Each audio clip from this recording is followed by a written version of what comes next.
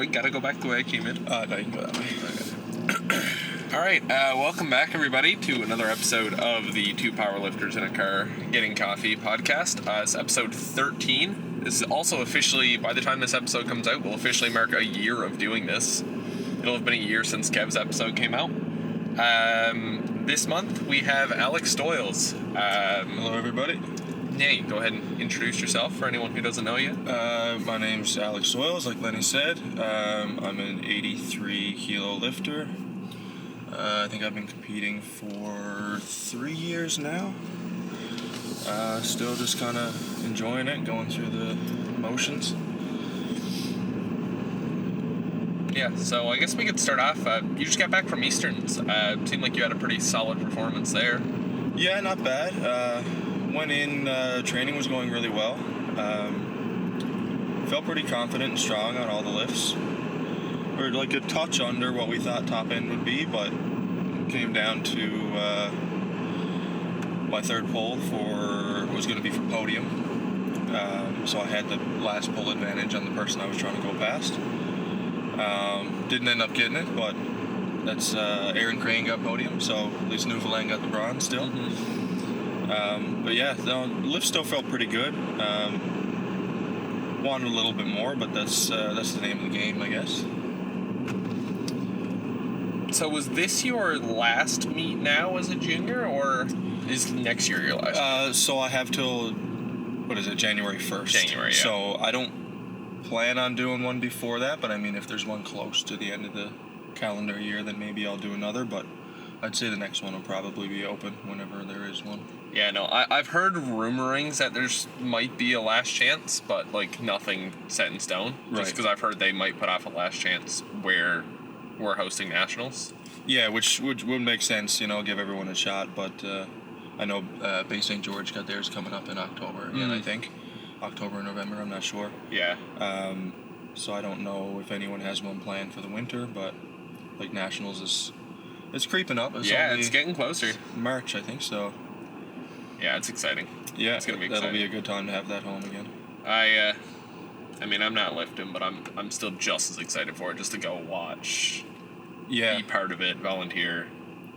Yeah. Take it in. I plan on spotting and loading. We're kind of trying to organize a little system again, like they did with Moose Jaw Nationals. So for Moose Jaw, actually, I was one of the spotters and loaders there. I didn't compete.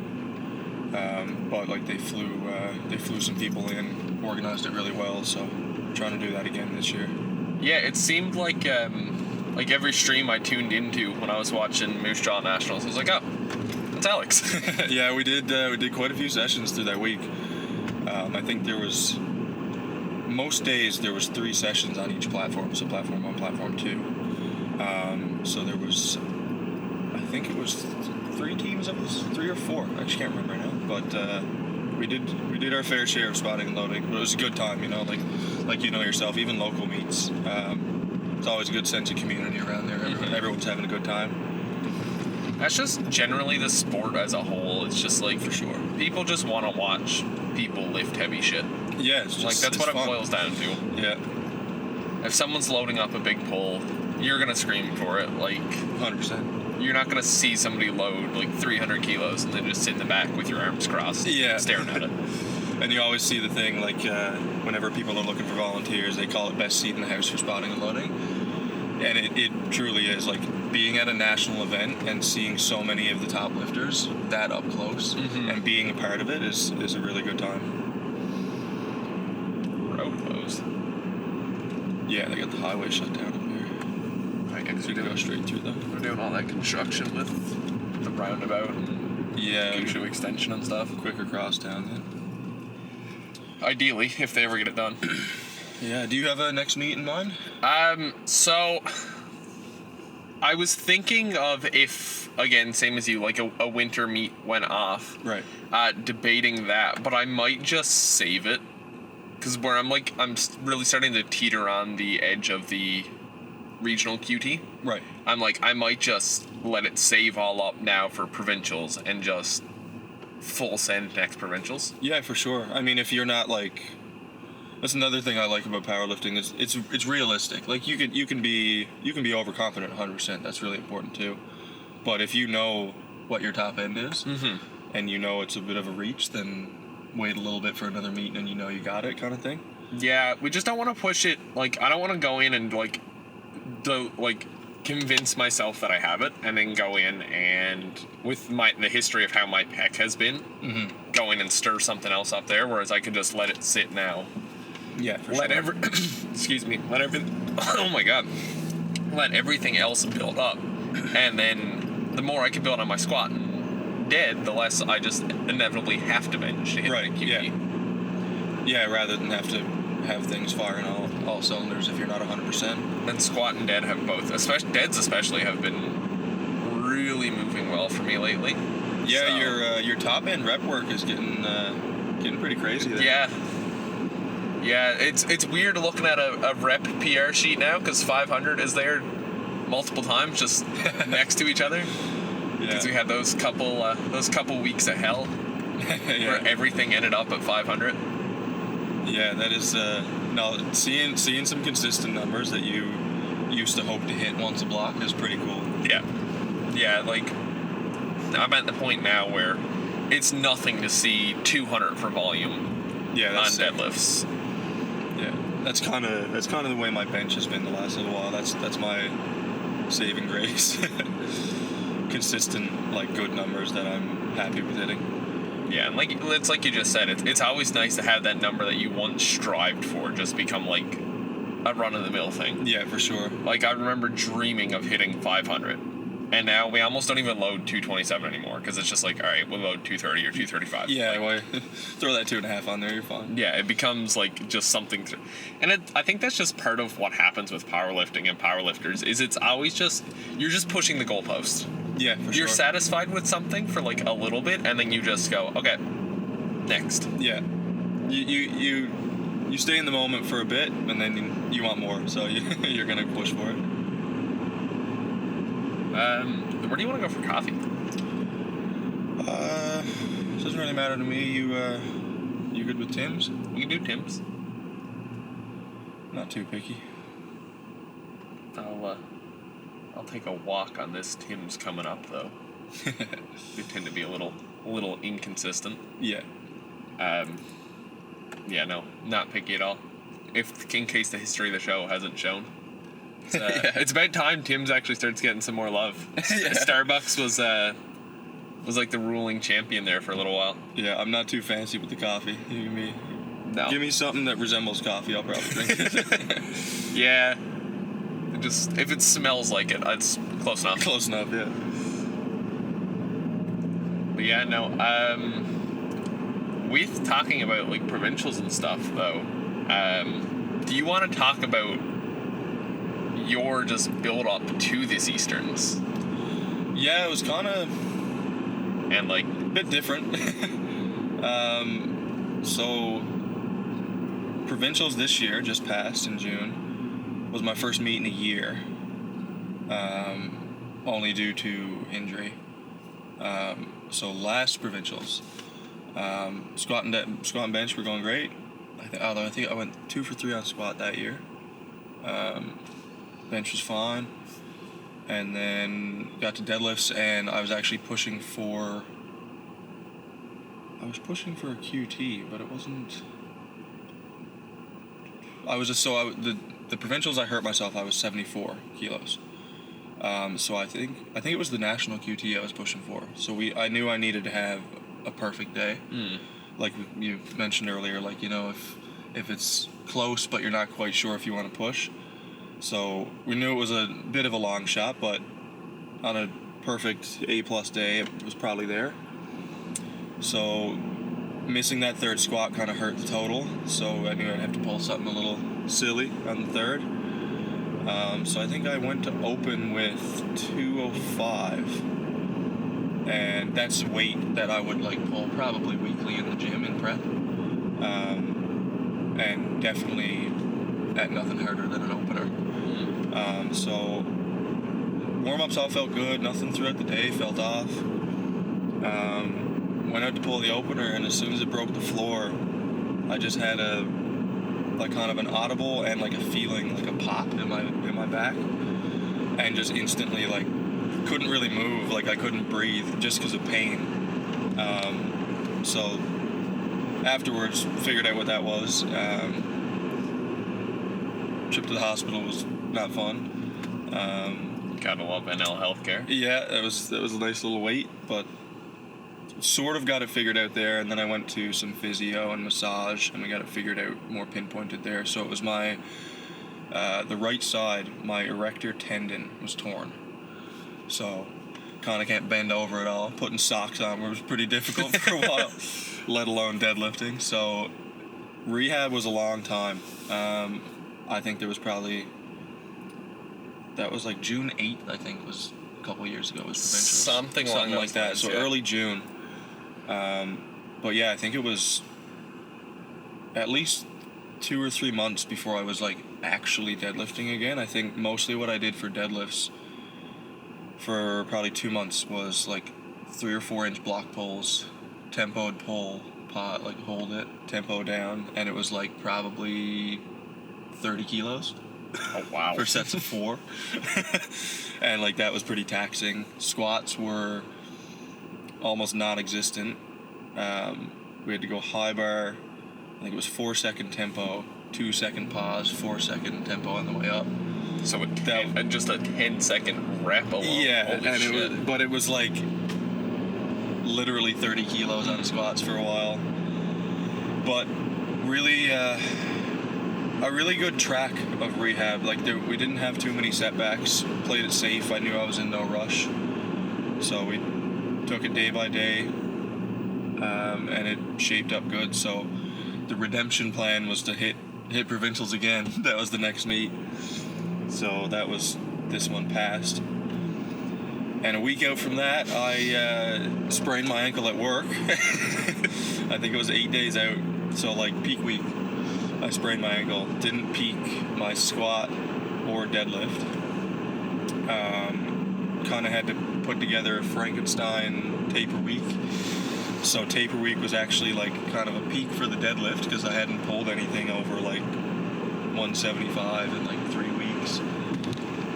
No idea how, but strength showed up pretty decent on the day. Managed to squat 185 with a super wide stance and mostly on the left leg.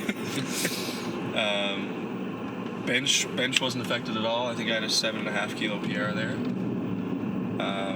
Deadlift still hadn't been quite back, even after a year. Like just the strength wasn't there. Mm-hmm. I think I pulled 210 on my third, which is like not terrible, but definitely not what my top end would have been if I hadn't got injured. But and then the plan was Easterns after that, because I was really motivated to stay healthy and be healthy for Easterns. Because like we were looking at it, probably my last junior meet, unless maybe I'll do one in winter like we were saying. So I was really motivated to have a good but also fun meet there. Going into Easterns, actually, I think there was 8 or 9 83 juniors on the registration list. Oh, wow. So I was like, damn, like deep pack, you know. So you do your Instagram stalking on their training and the totals and stuff like you do, looking up open powerlifting totals, stuff like that. And I think projected out of 8, I should have, like, everyone's best total, I think I would have been 5th or 6th, I think. So again, we're going back to being realistic. Like, the top 3 guys, podium, unless they had a terrible day. Podium was pretty much locked. Those guys are freaky strong. So going in, I was kind of just wanting to have the best day for myself. And then I think it was the day I got there, I was like, let me just check the registration list again, or the flight list. And there was only 6 of us. And I was like, damn, okay. We'll see if I can creep up the rankings a little bit, because I wasn't sure who had backed out or whatever had happened.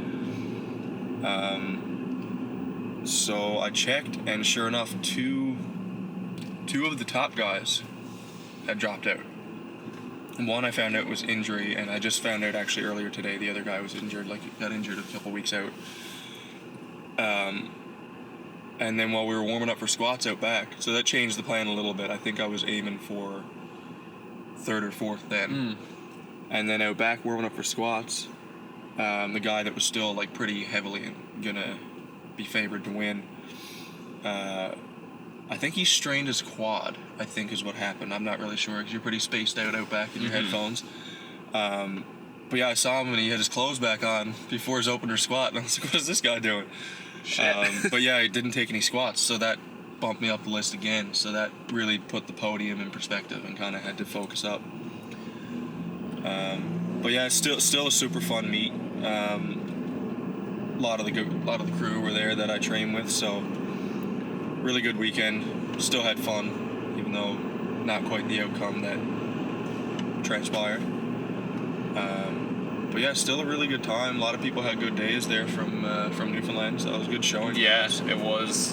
Yeah, Newfoundland really had a good day at Easterns, for sure, which is always great to see. Yeah, you always want everyone to do good, even if you don't know them, but especially when they're like it's a meet like that, regionals or something. Like you want people to know from home to do well. Yeah. And especially like most of them I actually do know, not just because they're from here. So it's always good to see people shape up and have the day they wanted. Yeah, and I think it's just because like the populace is so small of Newfoundland. It's like, for sure, not only do we like know everyone who powerlifts here, but like a lot of people who powerlift like know each other like decently enough. It's not like you just like, oh, I know the name or whatever. It's like, right. No, I actually like know the person. Yeah, it's a good local group for sure. I mean, we really only have 2 or 3 like some kind of crews, I guess you could say. Really, yeah. And then of course the West Coast got their little crew going out there. That's really cool to see. They got something going on. Yeah. Like I know Stephenville has always had their little spot, but it's nice to see that they now have a second spot as well. So it's cool. A couple of really strong lifters out there as well. Yeah, it is really cool to see that they have this whole like, and it's just growing and getting like bigger and bigger. Like I know, like a couple years ago, like the only person I heard coming out of there powerlifting was James when I met him at that Metro, and then like shortly after that, like Chelsea and Kyle followed, and now there's like more and more meets that are coming up. You've seen a lot of guys that are coming down from that training group at West Coast Barbell, and it's like you said, it's great to see because you look at things that's not focused like in the dense, like, well, the capital of the province, right? And like you're wondering like, because stuff just doesn't get the same attention out there. Yeah, and I mean, like the fact that like I know they were training out of they're still in the building, but they're training out of the Y. But now they kind of got their own little studio, and they got kilo plates now too. That's sick. But yeah, like they're putting together a nice spot out there for training and like a sense of like a crew out there. So, and it's great. It's always great for the sport to just grow. Yeah, for sure. Anything that anyone can do to get the name of powerlifting out more is always great. Because if the sport grows, more people come into it. You're going to need more meets, more volunteers. Like, the more people, and like you said, more eyes you can get on the sport, the more the sport can grow. Gives people more opportunities to compete, gives more people opportunities to volunteer. Yeah, like, everyone always wants more meets because you want to be able to pick and choose when you compete. You don't want to be like, oh, I want to do one next week or 6 months from now. So you kind of want to be able to pick and choose, like the mainland, Ontario and stuff. They got to meet every weekend. Exactly. And that's awesome. But like, in order for that to be realistic here, like, sure, you could host a meet every month, but you're gonna have 3 lifters. Because it's just how it works. So just trying to grow the actual sport and like interest for it is really important first before trying to overdo it with a meet schedule. Yeah, it's been real fun for all of my meets having to be in a prep for Christmas and like heading towards my birthday. For sure. Yeah, well, I think two birthdays in a row I didn't do anything. And like, in saying that, it sounds like you might be complaining or like saying it's not worth it, but in my mind, it fully is. Like, absolutely. You're not doing it for no reason, so it's still enjoyable. But like it is hard, like, holidays and stuff, to fully relax and enjoy yourself when you're kind of trying to focus on the important bigger picture of training. Going at home for Christmas, like bringing my own like scale out with me, and just like at a grandparents for Christmas dinner, and I'm just weighing out food. Yeah, for sure. That you definitely look a little crazy, especially like different backgrounds and like generations don't really understand it, which is totally fine. But you look like a crazy person weighing out food and measuring liquids that you're drinking and stuff. So. I mean, like all of my family's from the Bay. Okay. So like going out there for Christmas, like you said, and like going to like grandparents with like a food scale, and you're just getting looks. It's like, listen, gotta be done. Yeah, and kind of, I don't know about you, but like kind of somewhat weird meal timings. Like you're not eating breakfast, lunch, and supper. You're probably, like if you need to put in an extra meal, you're probably shifting those times. Yeah. So it's like you're not eating at supper time, but you're still having supper. So it's a bit weird. Well, like I train most days at like probably like 7:30 in the evening after work. So like I'll get home and eat supper like fairly normal time, but it's like a pre-workout meal. Like it's not like a random supper. So see, bit different. That's where mine differs, because I also train but I train directly after work. Like I throw my work bag or my gym bag in my car every morning. I leave work and drive to reps. Yeah.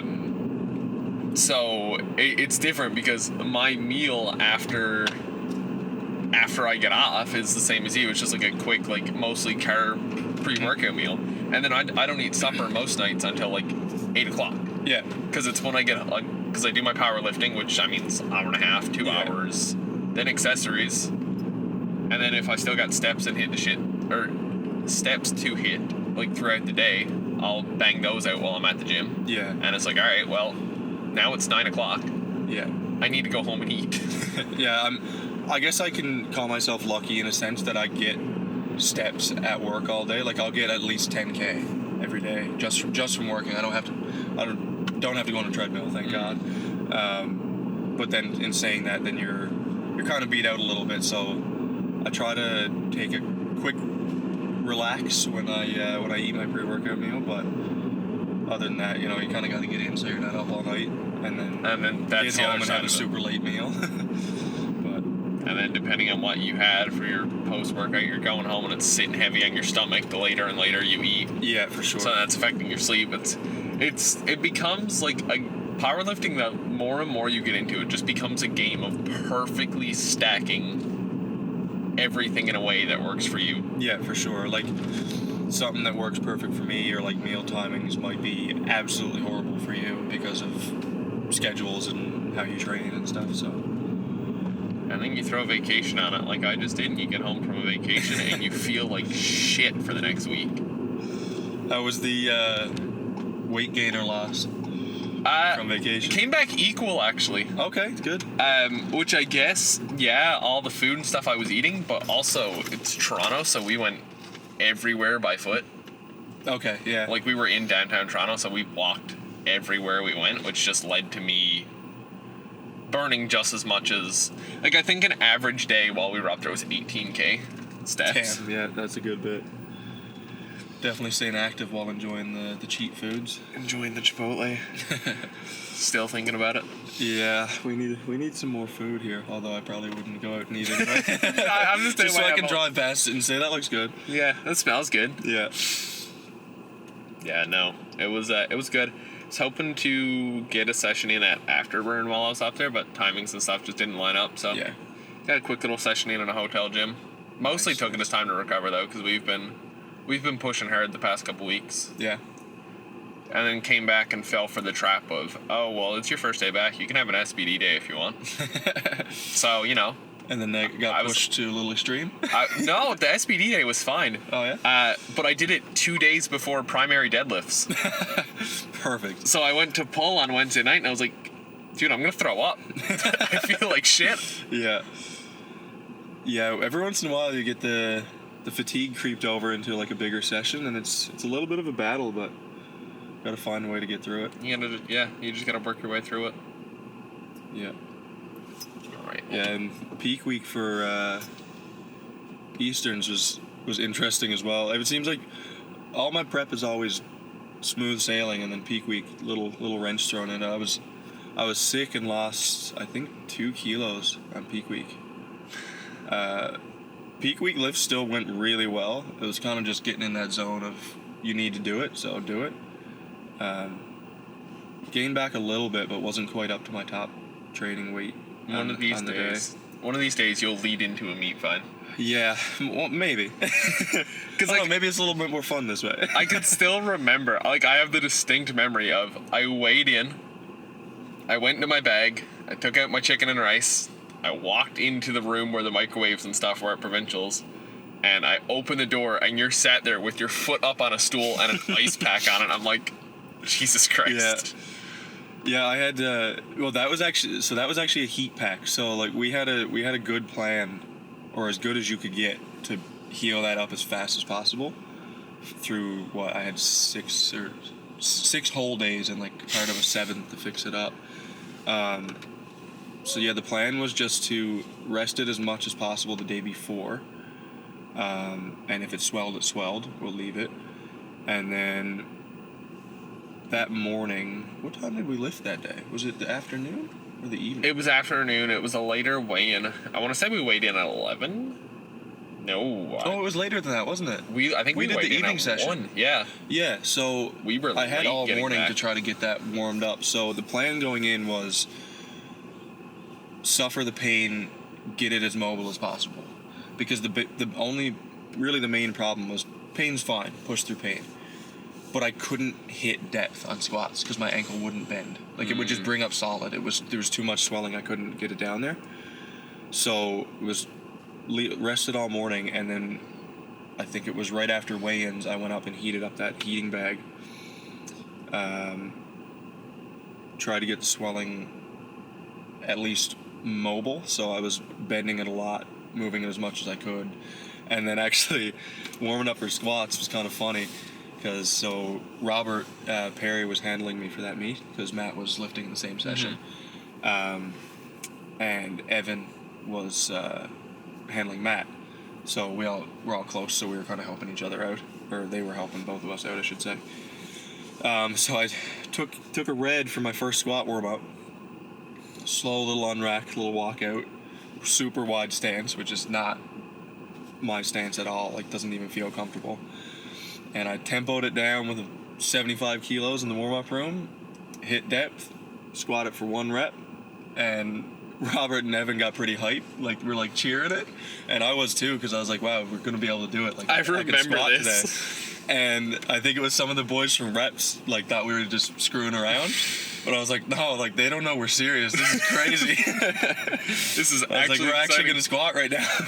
It was genuinely exciting, because before that, I think the heaviest I squat in 2 weeks leading up to that Provincials was, I think I got up to 105 for like a triple, and was like barely hitting depth because I couldn't get my ankle there.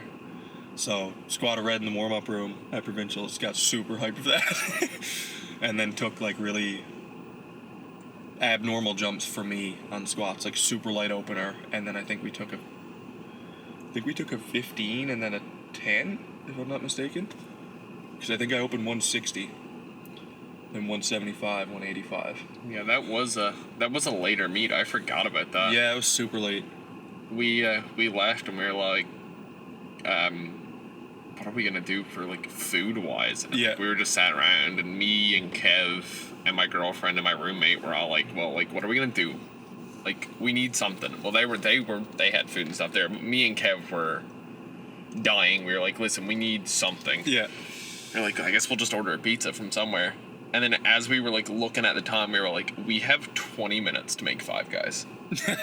So we left the arena and just booked it for them all. And there was like 2 other people in the line with Provincial shirts on. And I looked over, I was like, so we're not the only ones with this idea. Nice. Yeah, I think we, like you said, it was really late. And we were kind of hanging around the venue a little bit after, because a couple of the guys were training there. Because most of that equipment came from the gym we were training at, so like the people who didn't compete still had to train that day, And couldn't go back to the gym. Yeah, so they were like, well, let's lift here. So us that competed and stuff went home, got ready, because we were going to go out, get some food and stuff. I think we ended up eating. I don't think we ate until like 12 o'clock. Yeah. It was because we went out for supper. I think, where did we go? We went somewhere downtown. But by the time we all got there and like figured out rides and stuff, yeah, I think it was like midnight before we started eating. I was starving. Yeah. Post-meet food and drinks is always super fun too. It's always great. I think I ate my body weight in peanuts just waiting for the Five Guys burgers. Yeah.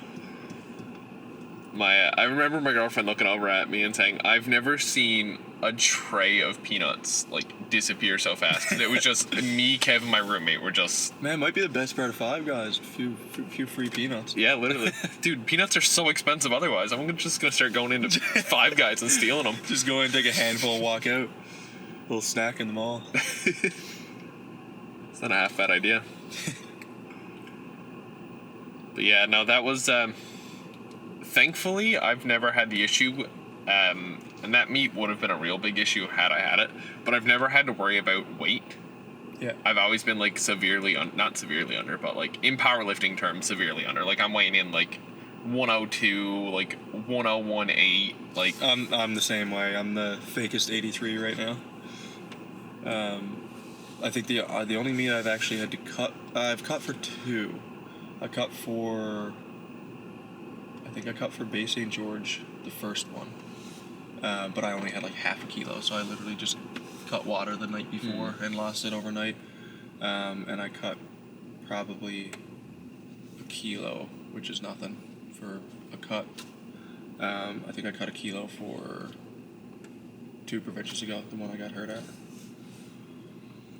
Yeah, it's always been a joke. There's always like the jokes of me with like weight and stuff, because for whatever reason it is, I think it's just like you spend so much time focusing on every like minute thing leading into a meet. I always lose weight meet week.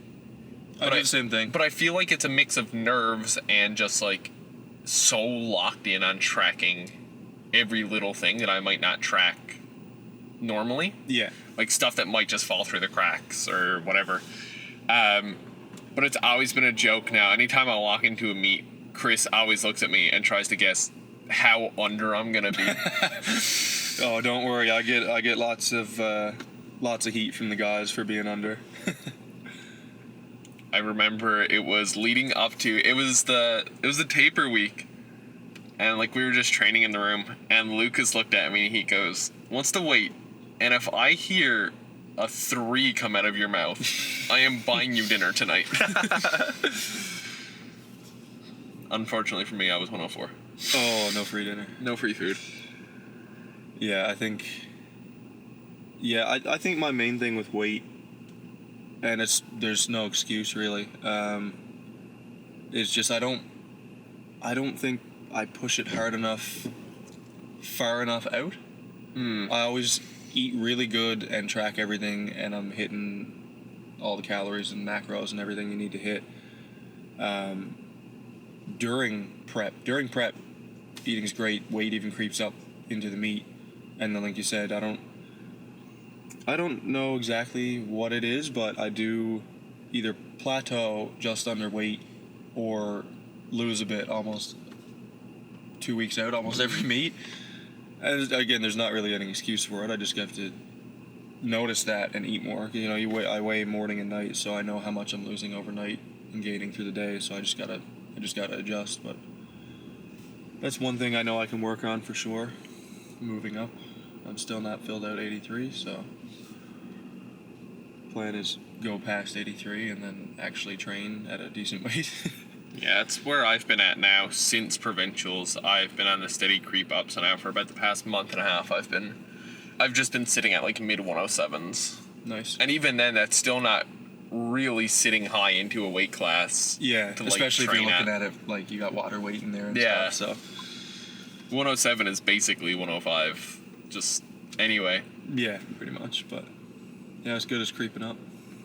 And it's worked out in the long term. I've noticed a difference in the lifts and stuff. So yeah, my main one I notice it on is bench. Like if I'm up half a kilo from last week, I know I can take the jump I want to take and it's going to move how it should move. I mean, body weight affects everyone's bench in a good way, but like it's definitely a big plus for my bench. So I got to keep tracking upward on the body weight.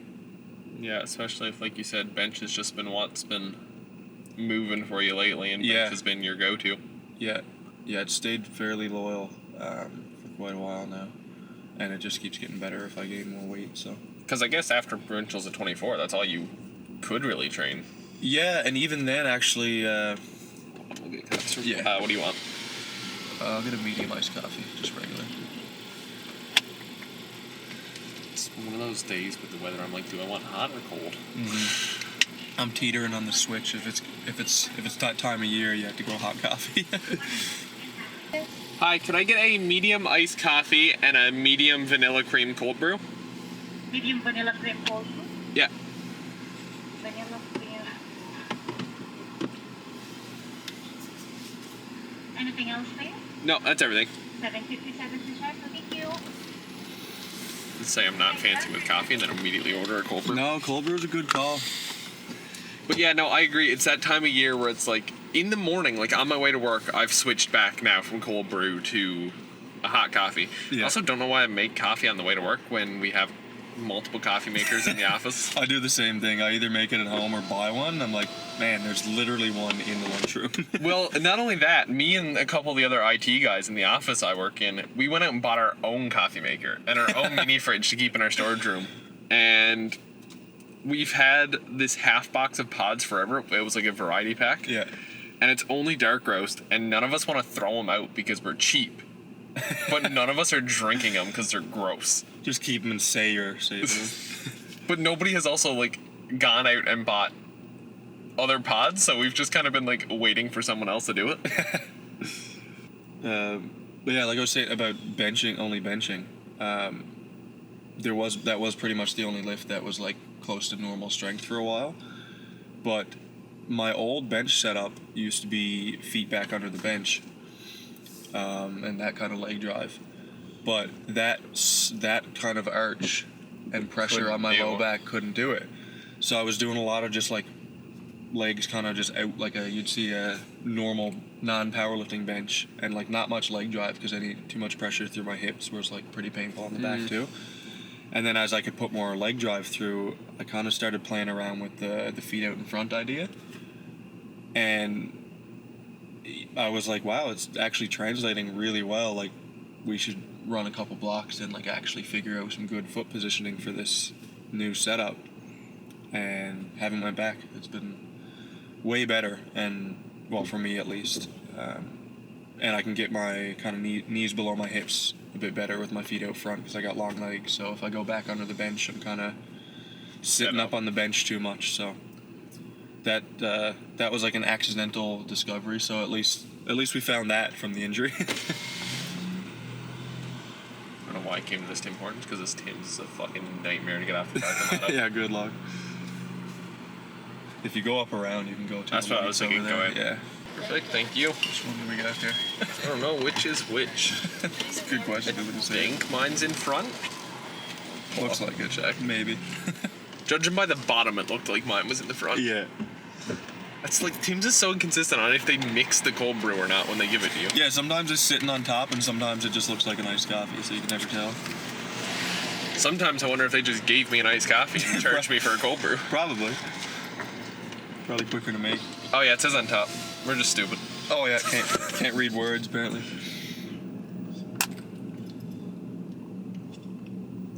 Yeah, so sticking on the topic of weight though, Yeah.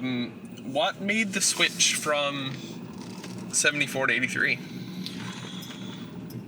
Kind of just because I wanted to get bigger, but also I am 6 feet tall. It's kind of crazy to be a 74 at 6 It's foot. kind of crazy being 83 at 6 foot. Still, yeah, exactly. So might have to creep up past 83 too. I won't get ahead of myself because I'm not even filled out 83 yet. But I mean, going into open, it's a whole different animal anyway. So why not kind of explore the weight classes? But yeah, like really 74 was fine, but just felt skinny, which I was and kind of still am. So, yeah, just wanted to get stronger and knew in doing that I would have to put on some more muscle and size. So made the choice to go 83. I think I was, so I was 83 at Provincials, but I was light there as well, because that was kind of the decision to go into 83, so I wasn't even really full into the bulk yet. So then going into Easterns, we're planning on trying to fill it out, which didn't really go well. And that's to no fault of my own, really, but yeah, definitely get some jabs from the guys at not being your filled out weight class, but it's good. It keeps you in check. Yeah. Definitely need a little bit of a call out on stuff like that. Yeah, it's always fun, especially I find having someone like in your weight class makes it real fun along those lines too. Yeah. Because like me and Will have this constant banter in the room now about like weight or whatever. Like saying like one of us will make a comment to the other one, and then like somebody will reply back, "Oh, that's just because you're smaller." Yeah, you always get that jab. For the longest while, when I was 74, me and Tanner Constantine, he started 66 and then went 74. So me and him, I think we competed against each other 3 times. So that was like good fun. Like, can't hide your training if you're training with them. Yeah. So seeing the other person hit a lift in the gym is just that much more of a motivation to get better every day, which is really good for yourself. And it's friendly, but you want to win. Like, even if you're friends with the guy, you want to win. So there was always a little friendly shit talk here and there, but it was really fun to having the healthy competition, even just in training alone, is nice. Yeah, sometimes you need it. Sometimes it's hard to get in the right headspace if you got nothing to battle against. Like local meets here, it's kind of rare that there's multiple people in your weight class. Yeah, like weight and age lining up. So. Yeah, no, I had my gold medal spree in my first year of powerlifting. Yep. Came out of it, went into my first year of opens, got a silver, which was basically a participation trophy because it was only me and Will. Yeah. And then provincials was the first time where I was like, all right, if I want to come home with a medal, I actually have to work. Yeah, for sure. Because initially it was, my brain was thinking I have to fight for bronze. Because I knew Genge was signed up. Yeah. But had no idea of Genge going 120. Right. So I don't think anybody did, really. So my brain was Genge, Curtis, open third that I had to fight for. Yeah. But then Genge was 120. I was like, okay, so I can fight for a silver out of this. Yeah. Because I knew there was no way I was touching Curtis. Curtis like benches my squat. Yeah, his bench is nuts. Yeah, I was the same way. I think my first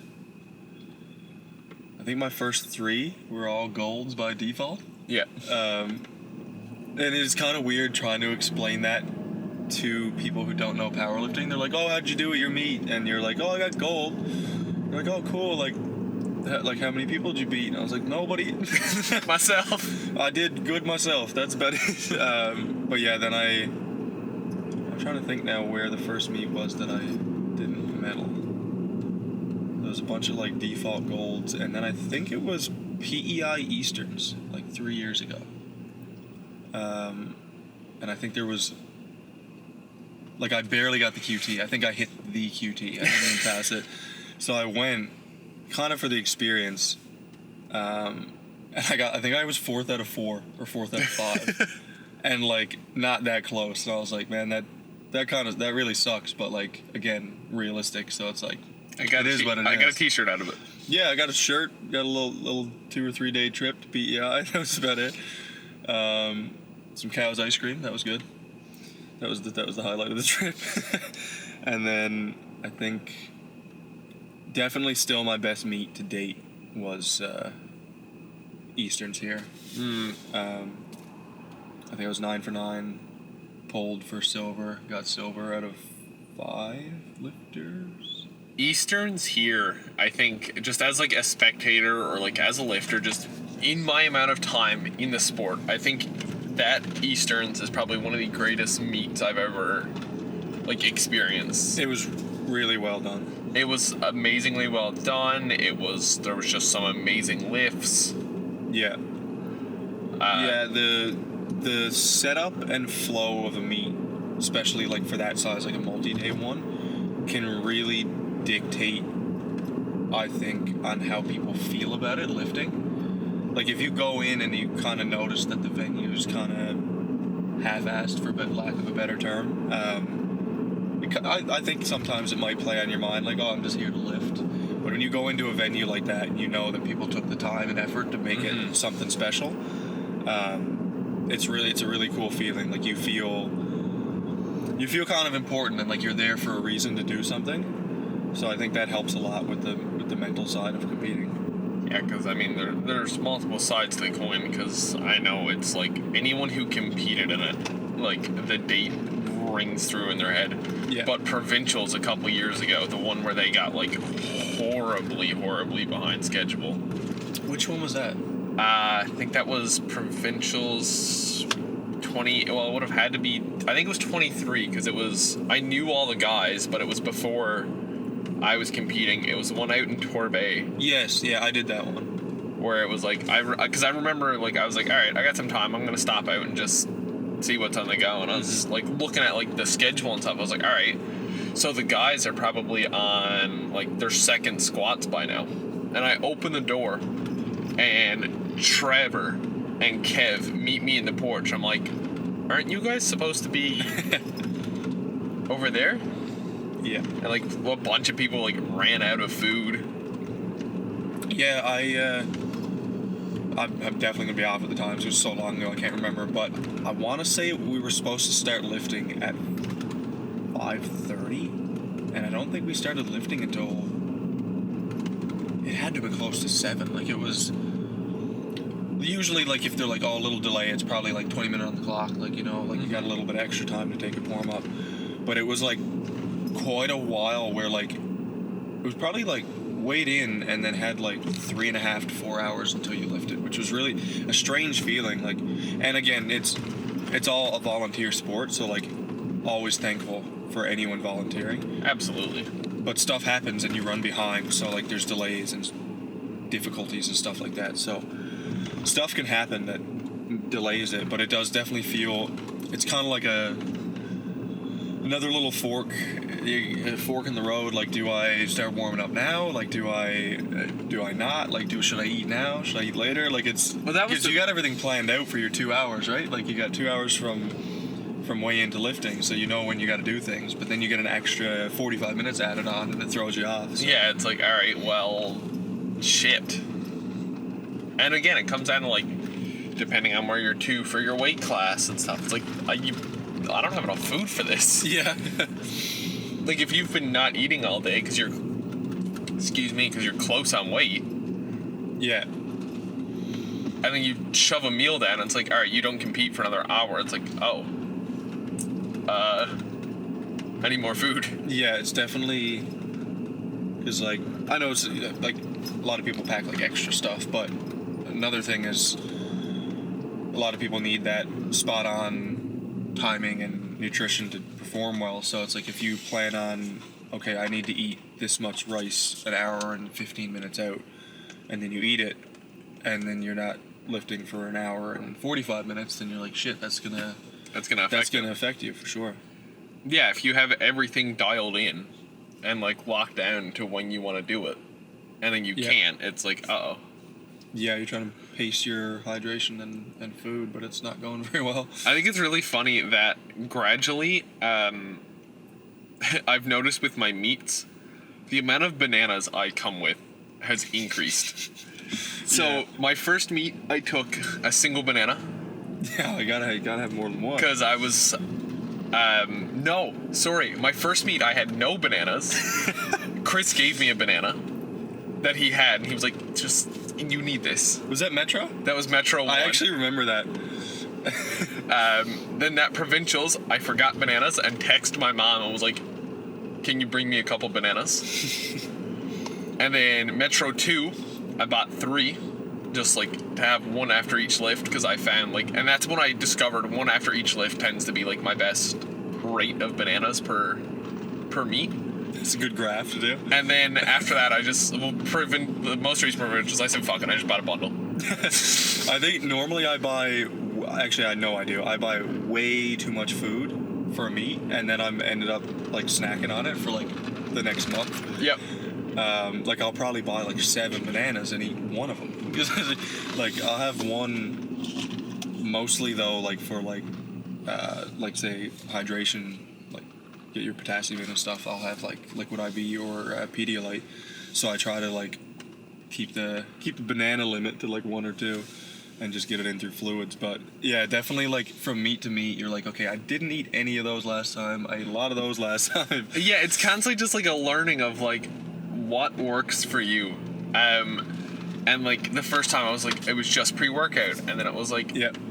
then it was like a bottle of Gatorade, and then it was like Gatorade powder instead, Gatorade powder is pretty clutch. and then it was just buying a bottle of Pedialyte, and I went, well, I'm never switching off this. No, Pedialyte's the way to go. Pedialyte, and then like training wise, I'll get those like big packs of liquid IV, and take one of those. Probably like I'll drink my pre-workout for training, and then get that in me after for hydration. But, Yeah, my go-to is usually just the powdered Gatorade. Yeah. For like That's during good. like regular training, and then coming up on a meet, it'll be like switched over to like the Pedialyte, or a lot of the time I was using like training. I was using like 0 sugar Gatorade, like powder. Yeah. But then like a couple weeks out, you switch over to just a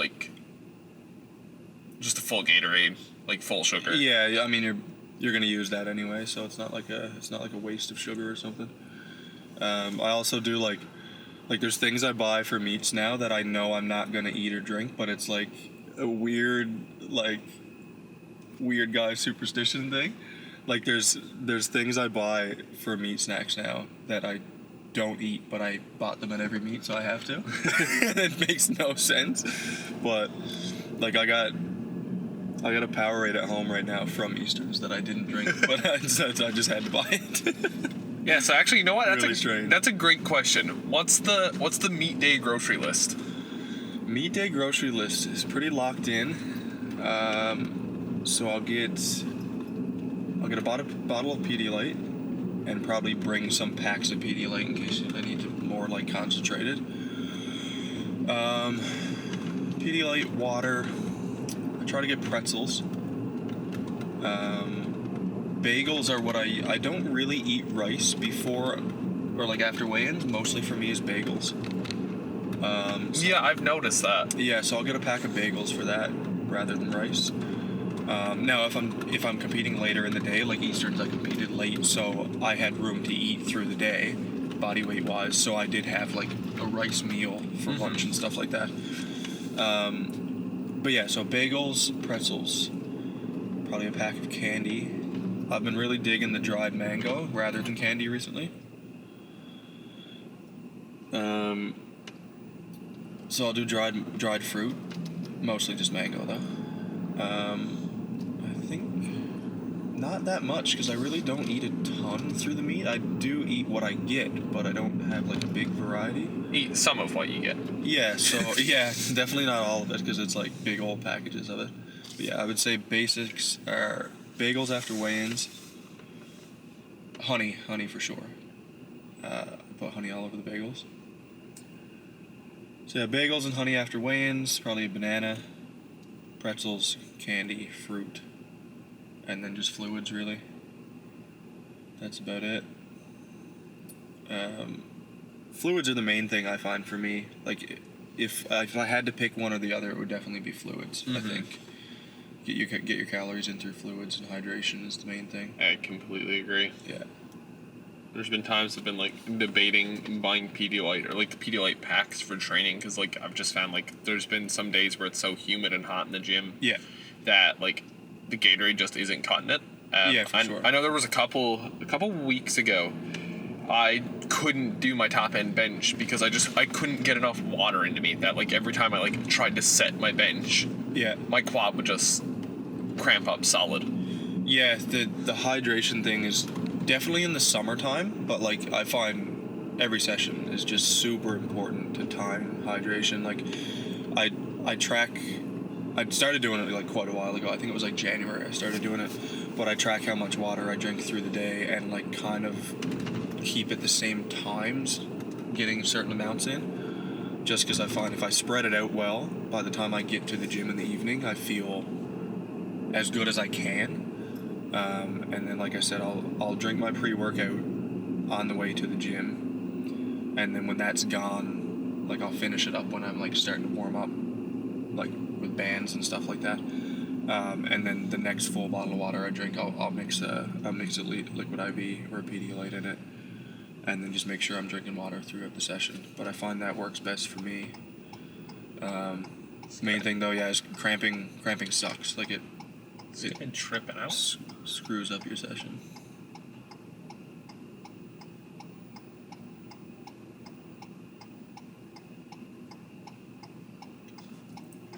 Yeah, no, like it's a big thing, and just making sure, especially on like your heavier like training days, like I've had to change my nutrition up completely like on my Wednesdays, because it's our primary bench, primary deads. My nutrition looks completely different than like any other day. Yeah. Like normally I like to have my lunch later in the day. Just because I find at work, the later we're flexible on when we can have lunch. Okay. So the later I can have lunch, the less time I have after lunch before I can go home. Right. Yes. And I just find I'm one of those people that like after I eat lunch, I'm just like, I'm kind of like lethargic. Like I don't have the same go that I have in the morning. Yeah, I get that. So like I like to get as much work done in the morning as I can before that like lunch break crash hits me. Yeah. So normally, like, I'll have, like, a bigger breakfast, like, in the mornings. But lately, I've been, like, not having as big of a breakfast on Wednesdays. Still taking my lunch normal time, but then taking, like, my 15, like, probably a half hour before I get off work. Yeah. And just slamming a bunch of food then. Because then, like, an hour after that, I'll be training. So, like, I'll have, like, an extra muffin and, like, probably, like, a banana or, like, a granola bar. Yeah. Just to get it in, but the food profile is completely different depending on your training days. Yeah, I find my my main sessions are, I think Wednesday is my primary deadlift, Friday is my primary bench, and Saturday is my primary squat. So like my main lifts are kind of spread out. Now Saturday I have an SBD, but it's the bench and deadlift are like more secondary, and like my bench is actually like tertiary, like it's not much at all on today, but like definitely for Wednesdays, like it's my longest session by far, and I have like some pretty heavy hard accessories after that deadlift and bench on Wednesday. So I try to get most of my carbs in. I'll get like a slower digesting carb around lunch, so like I'll have a late lunch and like a little bit higher fat, so it kind of slows that down, and then probably my last break at work I'll have something a bit quicker digesting, and then I'll get another carb meal in before the gym and try to eat that like the second I get in the door at home, so it's actually kicking in when I start training. But I have to get a lot of carbs in me, or I'm wore out from just walking around and all day. Like 10 to 13,000 steps is probably what I get in like 8 hours. So I try to balance out the calories as much as I can throughout the day, but lunch is definitely my heaviest meal because it's the longest time I have to eat something without anything interfering with it. So like my lunch, just my one bowl of lunch alone, I think is 1,100 calories. Oh wow. So that's when I pile in most of it. I definitely got to start putting more calories on my breakfast, just so I'm not pushing calories around training if I don't have to. Like a lot of times my post-workout meal, it's great that it's big and like is gonna fuel me for recovery, but at the same time it's almost too much. So if I can move some of those calories to the morning, then that would be pretty helpful. Yeah, my breakfast tends to sit around 700 or 800. Okay. Lunch is usually around 800 or 900. It roughly depends. I almost always have the same lunch. So it just depends on because I'll make a bagel sandwich.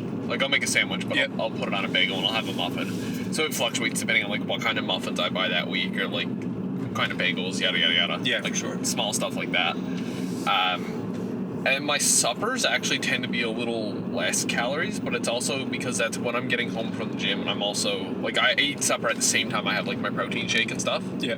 So I find I don't have my supper itself doesn't tend to be as many calories because I'm gonna have a protein shake along with it. Yeah, that makes sense. And then a couple hundred then throughout the day of just snacking or rice cakes at the gym or tracking my Gatorade powder. Yeah, you get those little miscellaneous calories that can add up in a good way for sure. That's I'll have probably, if you're calling it a full meal, I'll probably have 4 full meals a day, and then in between that is quick stuff when I get a chance to, because I just have to squeeze it in. So I'll have breakfast probably around 8:30. Lunch is kind of late, around 2 o'clock. And then I'll eat when I get home around 6, train, and then eat. Depending what time I finish up training or if I need extra calories, I'll usually just have one meal after, but sometimes I just make it either bigger or add something with it. Mm-hmm. But most of the time it's just one meal. Might maybe add something with it if I need it, but pretty much the same day in and day out. People look at you a little crazy when you got the same lunch 30 days in a row. Yeah. Well, I had a Snapchat memory come up a couple weeks ago that it was just I took a picture of my sandwich. I was I may have come up with the perfect sandwich, which means that I have been eating the same lunch now for roughly 2 years. Nice. I say switch it up, but really I just change the sauce. I put on the exact same food and say it's different. Just trick myself. My switching it up is buying chicken for my sandwich this week instead of ham. Yeah, I either change the sauce or the vegetable that's in it. I'll either go broccoli or spinach and switch back and forth.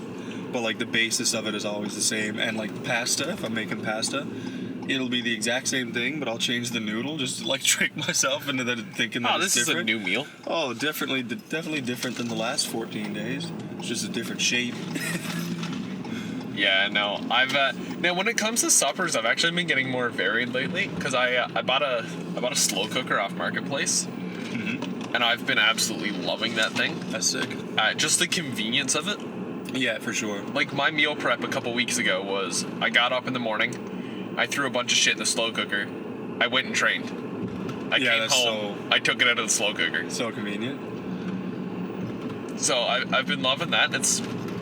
I've come across some different recipes. There's a strongman I follow. His name's Vince. I can't remember his last name. But I follow him on Instagram, and he posts a bunch of just random ass recipes. I'm okay. If it's good enough for a strongman, yeah, I'm sure it works. Gotta work. He lifts heavy. Yeah. He picks up rocks. Eat the same thing, might transfer. Maybe I can pick up rocks. I can't pick up rocks. I'm not doing strongman. I've had the idea before for a YouTube video to just do a strongman competition with no prep, and I was that sounds like a terrible idea. Actually, I'd break in half probably. Yeah.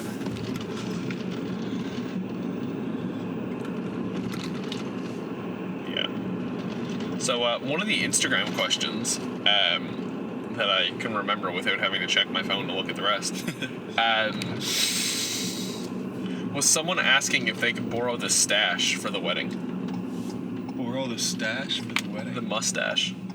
They just said the wedding? Yeah. The wedding. I don't even know who would ask that. That's funny.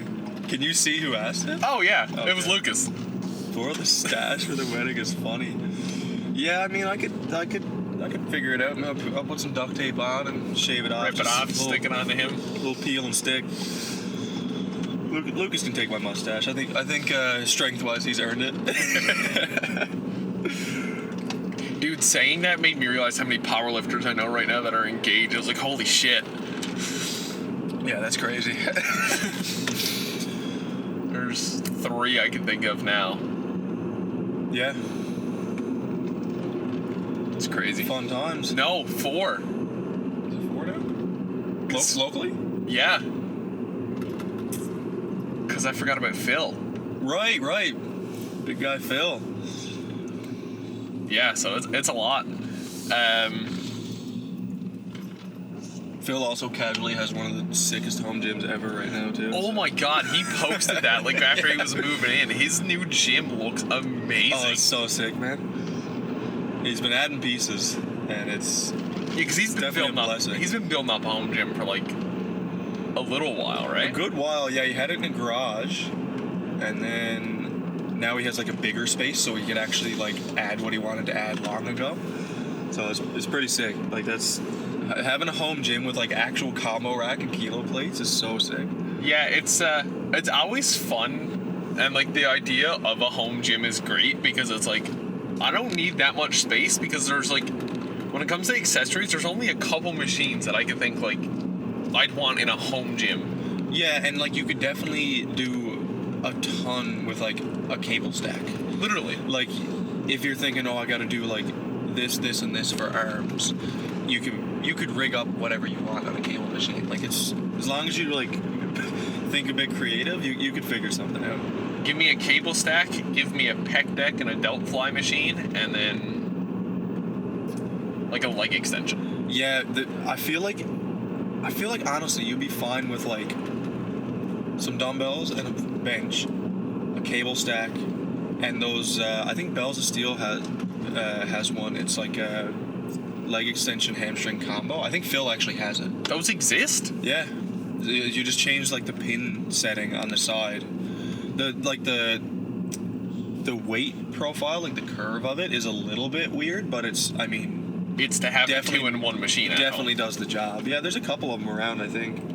Well, that's just how it goes. Like 2-in-1 machines obviously are gonna favor one thing over another. Yeah, that's just how it is. But it's also like for a home gym, it's the convenience of space of having 2 pieces of equipment in one. Yeah, you're saving space and also getting like kind of best of both worlds. I think everybody has a dream of a home gym. Yeah, I would love one, but honestly, like I do kind of enjoy like going to the gym. Like that's part of it for me. Like is to actually go somewhere and like train with people. Now, if like people were coming over to train, that'd be sick too.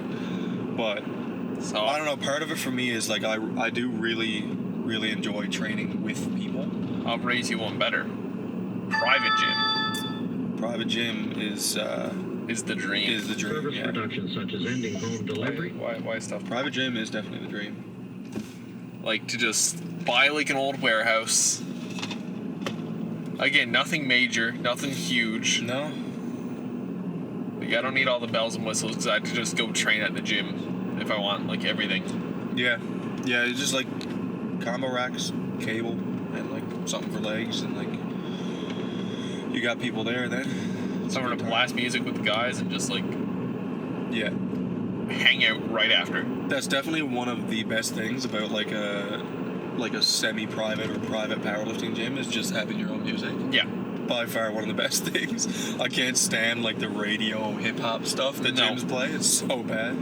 No, we got a block rocker in the corner of the IBW room. You just Nice. whoever's in first gets first dibs on it. Yeah. It's always either first dibs or like you kind of don't want to because there's pressure. You better be playing good music. Yeah, no, listen, if I'm training with other people, I just don't connect because I know nobody wants to listen to my music. Yeah, I definitely have a mix, like to kind of please the crowd of everyone's different music tastes. But my playlist is also super old, so there's like the first half of it is like super weird, like just generic gym music that nobody likes and I don't even like, but it's still in there. Battery's about to die. So we'll just get right into the question. Any funny childhood Genge stories? Oh man, there's a good few. Funny childhood Genge stories. I'd love to know who's trying to expose Matt. That's funny. I don't know why the first one that popped to mind was. I think quite a few kids had their scootering phase. So everyone thought they'd be a pro at that for a bit. So we used to try to like do some edits. I sucked at it. He was pretty good. But there was one time I think he was trying to like jump a gap or something, and ended up hitting a rock or a curb. I don't know if it was a crack in the curb or a rock, and went flying and like snapped his pinky. God, saying the scootering phase brought up some like deep forgotten memories. Yeah. Holy shit. There was quite a few funny moments from scootering alone, but hard to pinpoint some funny stories. But I've known Matt since I was a kid, like way before powerlifting. So me and him are close. So it's cool to also have lifting in common now, even though he's a monster and is like at another level. It's really cool to see him do his thing and enjoy it. You're genuinely insane. Yeah, funny Genge stories. There's a good few, but another one, we were swimming in his neighbor's pool for like, I don't know, we're probably in for an hour already, and we were screwing around, and someone felt like something in his pocket, and it was his phone. So he had his phone in the pool for like an hour, and we were in his next door neighbor's backyard, and his instant reaction to fix this problem was to yell, "Get the rice," and he threw his phone 50 feet across the yard onto his own deck. So if the water didn't ruin it, you just threw it onto a wooden deck from 50 feet. That was pretty funny. I'm assuming this is back in the days before phones were... This was probably like iPhone 4 days. Like, yeah. This was, yeah. So there was no water. There was no waterproofing in that thing. That was done the second he got in. I don't think it worked again. I'm pretty sure. I remember I had a friend. The same thing happened. We were at like the swimming pool, just like in Gremig, and we had this thing where like when we'd go swimming, we wouldn't get in the water at all. We'd go all the way down to the deep end, get in line for the diving board, and that was how we'd get in. So we got in. We all got in line on the diving board. We hopped down, hopped in the water, started swimming towards just like a shallower spot where we could touch. And as he jumps, you could like see the outline of the phone in the shorts pocket. Nice. Anyway, we hit we're after swimming down, we're watching him jump off, and like shout out to him. I don't know why we shouted at him as he was jumping. It's not like he was gonna do anything about it. Anyway, he swam down and he goes, "Were you guys yelling at me?" We were like, "Yeah, your phone's in your pocket." Perfect. Yeah, just quick reaction, reach in the pocket midair and throw it out. Yeah, throw it out on the cement. That was the hope, eh? One of the other questions was 93 kilo when? When we hit 83, we'll look at going up again. That, like 100%, that's not a secret or anything. That's the plan in the future. Again, kind of just because I want to be bigger, but also like I'm 6 foot. I definitely got to fill it out.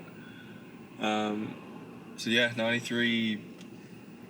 Whenever we get there, really, I don't plan on staying at 83 a long time. Like, I'd like to do a meet or two, maybe an open at 83, just to feel it and then go up. But I don't think I want to skip it completely. Well, I mean, I've already done a meet at 83, so technically I haven't skipped it, but not filled out 83. So I'd like to fill out 83, actually have to cut for a meet, and then probably bump it up to 93 next. There's some good 83s and 93s locally now. 93 for sure, like especially in open. Like 93 is a pretty populated class here. So that would be really fun to go into and battle it out with those guys, but definitely got to earn it, and a lot more work to do before I can say that I'm going to do it. Can't just talk and not back it up. So definitely in the future. I'm not sure exactly when. I can't believe I've actually gotten this far into the podcast and not asked, what got you into powerlifting? How'd you get started? Technically Matt. So me and my brother were going to the gym like here and there. Him a little bit more than me. So when Matt got into it, me and my brother were still going to the gym, but we weren't powerlifting training. We were just doing the classic like high school kid workout. I think I was like 16 or 17 when I started going to the gym. I was always a super skinny kid, like way smaller than I am now. So I started going to the gym and like enjoying it, but I wasn't consistent. And then Matt started lifting and like got a coach and was like actually kind of training consistently in powerlifting. And my brother was also kind of doing like the classic like 5-3-1 programs that you do when you start out, that type of stuff. And then, you know, you start looking at like YouTube videos of like powerlifters and names of like other cool powerlifters and stuff like that. So I would say probably like 50-50 mix of Matt and my brother. Matt kind of like introduced both of us to actually training it rather than just kind of trying it. I think my brother and Matt did 1 or 2 meets before me, and then I did my first meet. My first meet was 2022. So when Nationals was here in 2022, I think it was, they ran a little like test meet, they called it, the day before Nationals, to kind of run through the motions of the venue and see how everything would flow. And they ran the 2 platforms, so they really I don't think they had done 2 platforms before here. I could be wrong on that, but so they wanted to run that through. So I signed up for that one as my first meet. Had a blast doing it. Like, it was so fun. Like training then I was like, yeah, it's like fun, but like I don't know if it's 100% my thing yet. Trained consistently, like didn't miss anything, but I was like, yeah, we'll see how it is. Like, I was still iffy on competing. I feel like everyone for their first meet thinks they don't deserve to compete. I feel like that's a pretty common feeling. Like, you don't feel like you should, or you don't feel like you're strong or good enough. Yeah. But man, like, once you get in and do it, it gets you hooked, I think. There's like, just a constant itch then for the next one. Yeah, like, I did it and it was over, and I was like, man, like, I want to go again. Like, when's the next one? So then I just started, like, I don't think I ever took a break from it since that first meet. So I did that one. That was 2022. So I've been lifting for like 3-ish years, I think. Like, actually training. Yeah, I really liked going with what you were saying about like the flow of just like the constant competitions, not really taking a break.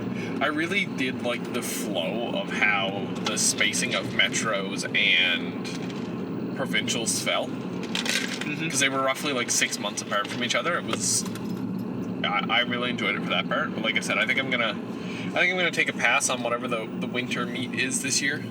Yeah. Just purely because money. Yeah. Like my CPU expires in November.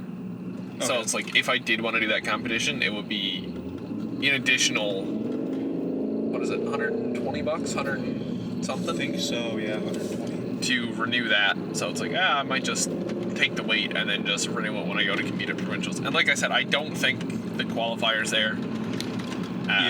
So I might just hold off and give provincials a good run. Yeah, I feel like unless I want to do one for the fun of it, I feel like I'll start doing less meets, but not for the reason that I don't want to compete, just for the reason, like, it's, on one hand, some people say it's hard to build your total if you're always competing. Some people disagree. I kind of agree because I find my strength gets a lot better if we're running non-comp specific rep ranges. Like if I'm running like 4s and 5s on everything and like a lot of like 2 count bench and like tempo bench, stuff like that, I find that gets me a lot stronger. So if you're trying to prep and you're hitting singles all the time, it's, for me at least, I find it doesn't build. Like my strength is there, but it's not building. So yeah, like I just did Easter in September, so like it's a weird spot. Like I would definitely do one around the time of nationals, but unless they have one like a month before, it's just going to be nationals next, which I'm not qualified for, so there's that.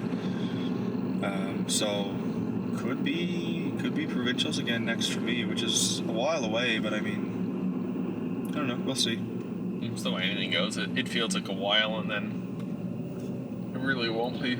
Yeah, like I was competing there, like before I got hurt at last year's provincials. I think I was prepping like all the time, which I liked. It was fun, absolutely loved it, but like definitely takes a toll on you physically, and also like trying to be like so dialed in mentally all the time and then not having any downtime after a prep is tough. Even if it's just local meets, like you're still, if you're taken serious enough, you're like you're gonna be a bit drained from it. Yeah, like it beats you up. Like it's rough, like for sure. But again, it comes down to how much you enjoy it, which I love it. So it's fun that way, but definitely, like I think I did like 3 meets back to back. Like I think I did like a 12-week prep, a 10-week, and like a 9-week. It was really packed together. So Yeah, no, I find there's times like taper week weight's just heavy because of how the peak week has been and how peaking has been. It's like it builds up on you. Yeah, for sure. And like in saying that, like you're going through peak week and taper week and you're like, man, like I'm really fatigued, like I'm sore, I can't recover. But that's almost a good thing in telling you that it's going right. Like if you're feeling fresh as hell every morning on a peak week, you're probably not peaking. No. So, and same with taper, like if you show up meet day and you're like, I'm like a little sluggish and tired, it's probably good. Like your body knows that you need to perform. It's going to perform if you take the right steps, no matter if you're sore or not. But like to be kind of scared of fatigue and that like feeling of heaviness is a little silly to be scared of. Speaking of fear, though, kind of do want to know your standpoint on this. Post-injury, how long did it take, not for strength to come back, but for you to have confidence in that part of your body again to lift? It was a long time. That honestly for me that was the hardest part. I'm a very like 100% person. Like if I'm doing something, I want to do it to the best that I can. Not that it has to be perfect, but I want to do it to the level I know I can do it. So I don't know exact time frame, but I was getting like close to top strength again and still feeling very hesitant on stuff. And I personally, like for me, that's the hardest part of getting over an injury or like a plateau or something is the mental part of it. Physical wise, if you break, you break, in my opinion. Like if you're going through rehab, stuff's going good and you have a little setback, that is what it is. You rehab again, it's not a huge deal. But mentally it was really tough. Because like it's a really big part of my day-to-day life. So feeling like I'm not good at it anymore was really hard. But in saying that, like some people need to go through that on their own. Some people need to have people reassure them, or not even reassure, but just get it and like talk to you about it. And that's one of the things, like training in a gym, not a home gym, is so good to have people around you and be like, hey man, like it's fine, like you're doing fine, like it's not something you got to worry about too much. But yeah, definitely the mental part of it was the hardest part. It was. I really don't know without like looking back at old videos like of training how long it was, but there was definitely a little switch where I was like, all right, enough is enough. Like, put down the mental block of training and just train hard again. Like it was probably still even close, like somewhat close to provincials, that I was like scared of taking a top set on deadlifts. Not scared, but there was 100% a feeling that I was like, what if I can't do it, or what if I hurt myself again? But you kind of got to just trust that you've done the right thing for so many months in a row that you can do it again. Yeah, I was very much there with my pec and with bench and stuff, because I had injured my pec, and then we kind of rehabbed it, but we kind of like rush recovered it. Similar to what you did with your foot, except the difference was it was a pec strain, and we still like did a rush recovery of it to get me like back in fighting shape, because I did that a couple weeks before provincials. Yeah, I was gonna say that was pretty close, wasn't it? So we were like, all right, well, we need to get me like back in operating shape for provincials. And we did, and provincials went fine, and like the block or two after went fine, and then something just happened out of the blue again. And then after the second one, it was really hard mentally to lie under a heavy bench again. Yeah. Like the bench went any heavier than like 105, and I was like, nah, I don't want to do it. Like I was like getting handoffs, and I was like, guys, like watch close, like. Yeah, there's it was so like much 105 doubt. for a single, and it was like everyone, like, yeah, that's the exact way to put it. It was self-doubt. It was like you didn't have confidence in that muscle to hold up. Yeah, for sure. Yeah, there's a huge weight of doubt in your own mind, and like, I don't know about you, but in the very back, there was, you're fine, you're just overthinking it, but it's so hard to get past that for so long. Like definitely a pec strain. I don't think I've had a pec strain, but yeah, that's a big one to try to go in each session and be like, yeah, I'm fine, bench right now. Yeah. While actively going through the pain of it. And like that was one thing, but like it was like obviously when it was bad and when it was strained, it was affecting my other two lifts. But like when it was healed and like my squat was having no effects from it and my deadlift was having no effects from it, my brain was still like convincing myself that if I pushed my bench, it wasn't healed. Like, and I mean, like at one point I remember I was like getting handoffs on like 80. Just because like the second time I heard it, it was like more upper, like towards the shoulder. So I was like nervous then of handoff, like self-handing off, because like taking it out of the rack. Yeah. Putting that strain on it, but it's like you said, well, like one day you just wake up and you're like, listen, like shut the fuck up and get back to work. Yeah. It's not that I'd go like gym bro dumb guy mode just to hit the set and risk it, but you kind of got to flip something and think like do the set anyway and see what happens. And then you do that set and it proves to yourself, you're like, oh. Yeah, you're like, okay, I'm just overthinking everything. Like it's definitely like as soon as you start feeling a little bit better physically in that injury, it's definitely the mental side that's holding you back rather than the physical side. Because if you're getting better, you're getting better. There might be a setback physically, but you are on the right track. But the mental thing hasn't gone anywhere. So that was really tough. And it's like you said, it's the benefit then of training with a group and training in like a gym where you're in your head like, I don't know if I'm going to go much more than this. And everyone around you is like, that was completely fine. Like, go for more. And especially like on bench, because obviously you're not going to push bench alone. If you're not feeling it. But like everyone around me was like, dude, worst come to worst, we take it off you. Like, yeah, it definitely takes like having a crew to train with takes like one whole part of the worry of training away, which is so good. Like if you got a hard set, if you're by yourself, you got to worry about like, well, you don't have to, but it's going to be on your mind kind of. You got to have a backup plan. This is a hard set, like what if? But if you got side spotters and a back spot on a squat, you're going in there and you're squatting. You're not overthinking a second thing that you shouldn't have to think about. No, I fully trust everyone around me. Yeah.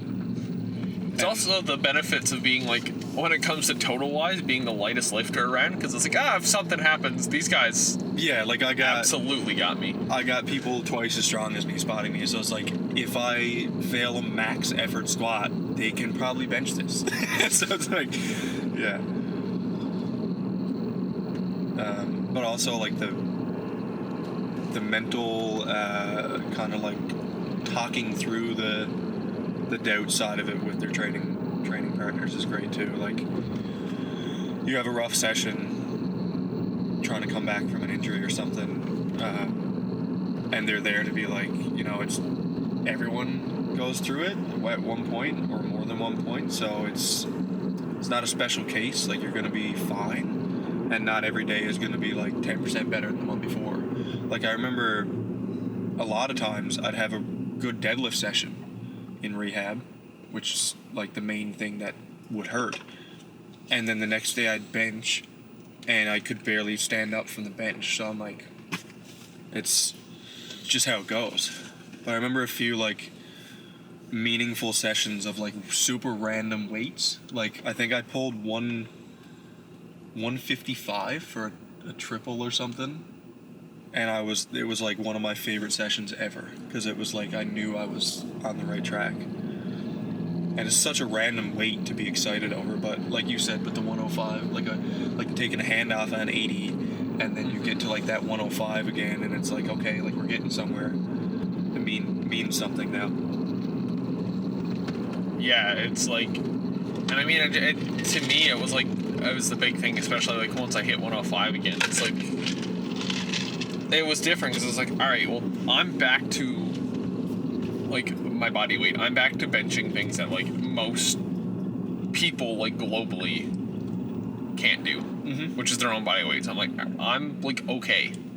Yeah, there's definitely little progress markers, and even if they seem like so silly and not important, if it's important to you or you can make it important, then it helps.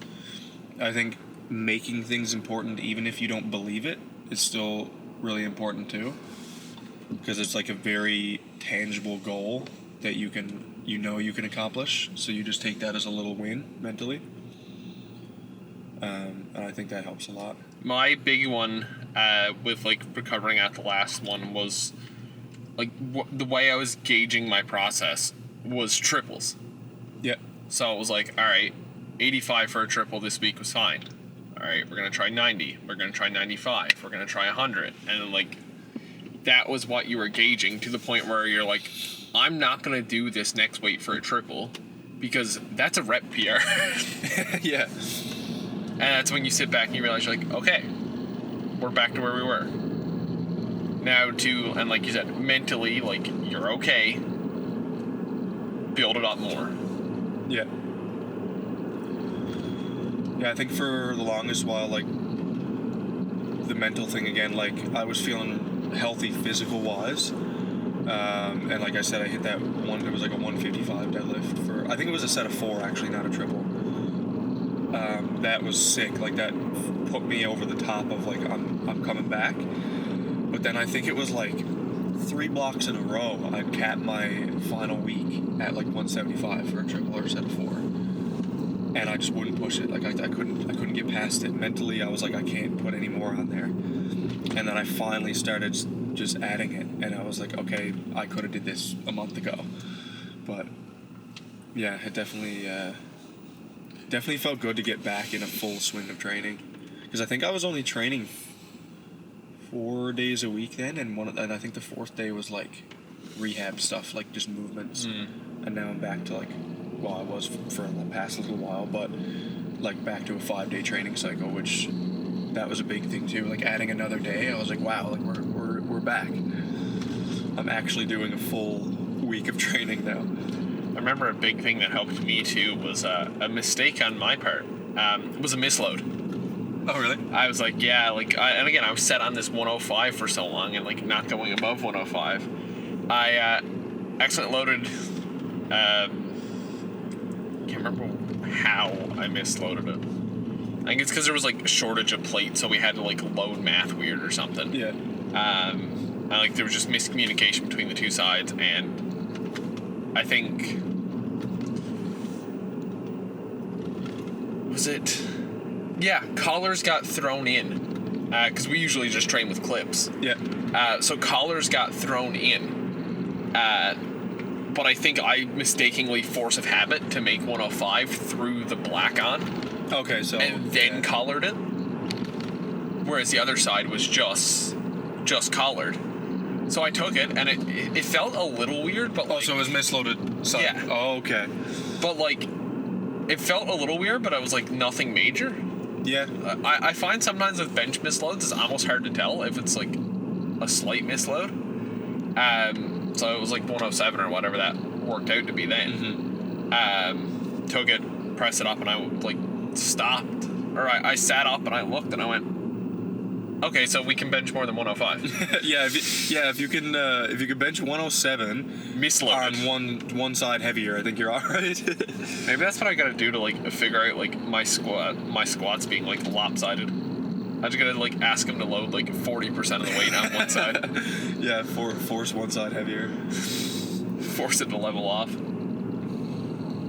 Yeah, I've taken. Doesn't happen very often. It's pretty rare, but I think I misloaded my own bench the other day somehow, and I think I was supposed to take 112 and a half for a warm-up, I think, but I was on pound plates, so I had 2 plates and a 10 and a 2.5 on one side, and I didn't have the 2.5 on the other side, so it was only 2.5 pounds, but I unracked it, and something felt off, but I was like, no, I loaded it myself, I didn't mess it up.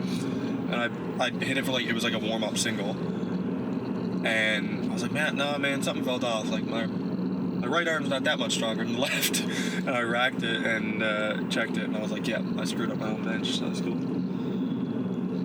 I find the main thing though, like, if it's a small misload like that, that rep might feel fine, but then when you evenly load the next one, it feels weird. Yeah, one arm's like, hey, why is this side lighter now? Yeah, it messes with you mentally. Yeah. There's been a weird phenomenon going on in the room now. It's happened with a couple people where, for whatever reason, because it's happened to me and it's happened to 2 other people now, where they'll go to pull a deadlift, they'll put it down, they'll check both sides of the bar, and both sides are the same. Just feels off. But it feels off. When I pulled my SBD day, I think one side of the bar was like probably an inch off the ground before the other side broke. And like I got it like halfway up my shins and I like put it down. I was like, no, something's not right here. And I looked and it was fine. And I was like, what? Is it the bar? Is it the floor? You got divots going in the floor or something, maybe. Could be it. And like I rewatched the video and like my setup was the same as my setup had been. Like I didn't set up further down the bar one way or another. It was just weird. You had gravity turned off in the gym. It's all the paint chipping off the plates, I guess, made the difference. Yeah, you got extra 2 mils on the other side of it. We gotta get them recalibrated.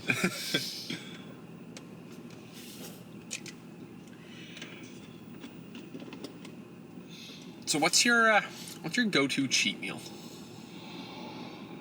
Cheat meal. I don't even know if I have like a cheat meal. I kind of just, every once in a while I like a little snack. It's like something sweet. Meal wise, I don't really have like a full meal of a cheat. It's pretty much like a snack. Like if I'm craving something, like maybe it's like a bit of ice cream or something, but nothing too crazy, honestly. Seems to be the big go-to for people. Yeah. Like if there's a craving for something, it's an ice cream craving. Yeah, like when I got back from Easterns for the first, like we got back on a Monday, I think. So from like Monday to Sunday, I was just I wasn't even tracking. I was just eating what I thought would be enjoyable and just giving myself that little break of the like monotonous food tracking type thing. So I just kind of ate what I wanted to, ate when I wanted to, even if I knew I wasn't like hitting my calories, I was just like, it's whatever for this week. but I'm definitely back on track now, so I haven't really had any like cheats. I'd say like the worst thing I eat in a day is probably muffins is like my guilty pleasure. I've been tracking how many muffins I ate since January 1st. Is it a scary number? Let's see if you can take a guess. Since January 1st, how many I've eaten? Since January 1st. This is a nice little thing I got going. People find pretty weird and funny. All right.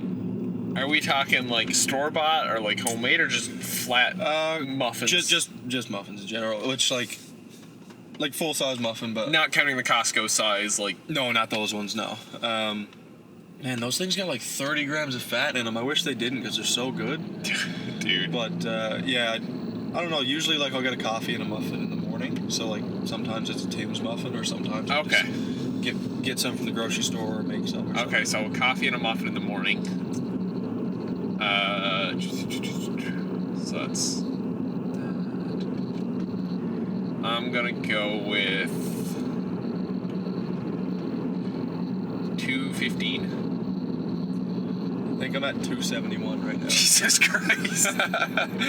It's definitely, I guess you could call that a cheat because like they're not great for you, but it's dude, I have a muffin every day, so it's some carbs, so I'll chalk it up as carbs, but I definitely don't use it as a cheat. Like I make it fit in my macros, so it's not like extra like shitty, but yeah, that's definitely better things you could be having. Yeah, for 400 calorie muffin. Yeah, for sure. But it's definitely like my one enjoyable thing that I like to have. Look forward to every day. Yeah. You know, I have a muffin every day on my lunch break, and it's the same thing. And like Wednesdays, I'll usually because Walmart muffins or muffins you get most spots come in like a 6-pack. Yeah. It's a 5-day work week.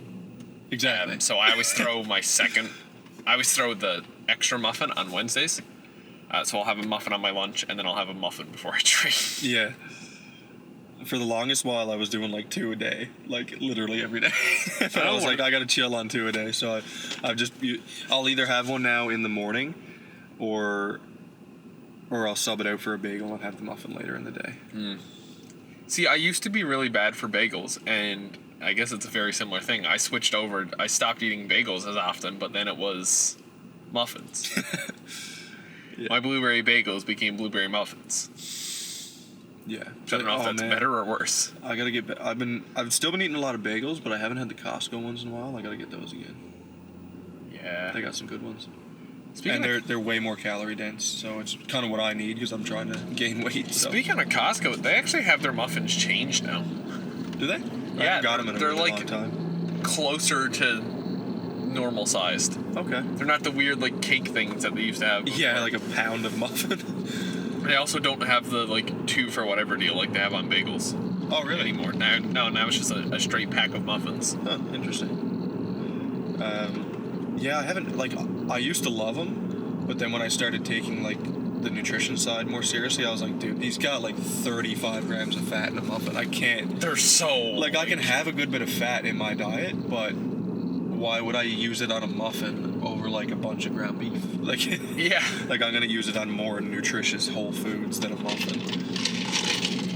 Yeah, no, I know one of the guys at the gym said when he was bulking, he was, like, eating 2 Costco muffins a day. I was like, dude... That's crazy. I don't know how you can. Like, I have, like, 1, and I'm toast. Actually, when we went to Edmonton last year to see Zach Bryan, the hotel had complimentary breakfast, and they had Costco muffins as part of their complimentary breakfast. That's amazing. So I was like, dude, I'm taking this. This will fuel me for the day. Yep. Love me a hotel with a complimentary breakfast, though. Yeah, the hotel we got put up in at Moose Jaw for Nationals, like the spotting and loading teams, had a complimentary breakfast. And the only, like, if we didn't have a morning session to spot and load and try to get some extra sleep, but I'd literally get up for the breakfast, eat a ton of it. They had a pancake machine. Automated pancake machine. So you just put your plate down, click a button, and it would make you pancakes. That's and just sick. put them out on the plate. So I'd leave my plate there and just keep clicking. Eat the complimentary breakfast, and then just go back to bed for an hour. We the one we were just at in Toronto had a waffle maker. Nice. So you just pour the waffle batter into like a cup, and you just dump it into the waffle maker, and it was the same thing. It would just dump them out when they're done. Right on. But that and just like complimentary breakfast when they just have like the huge warmer full of eggs, and I'm just walking up to a plate and I'm just like, yep, Yeah, you just pile them in there. taking all of this. It is great when you're traveling though.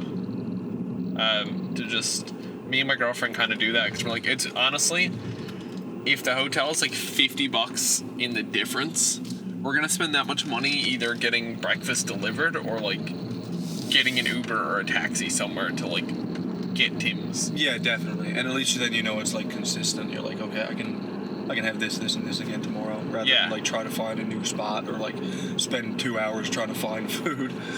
Yeah, because I don't want to eat like Tim's breakfast 4 days in a row. Yeah, for sure. My stomach does not want me to No, eat God, no. Tim's breakfast 4 days in a row. God, I would not survive. However, complimentary hotel breakfast.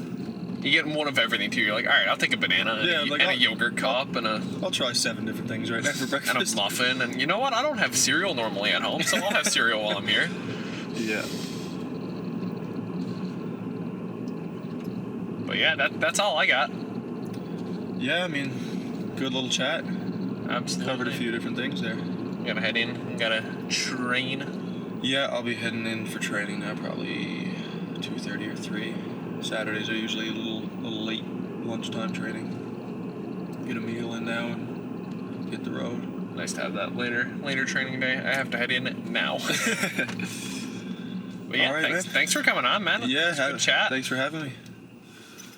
All right. All right. See you again soon. Maybe get a session in or something. Absolutely. Enjoy the SBD day. You too. Do you have SBD or just? Nope. Heavy squats and secondary deads. Sweet. All right. Thanks, Cool. man. All right. Thanks. Have a good one. Yeah. Later on, buddy.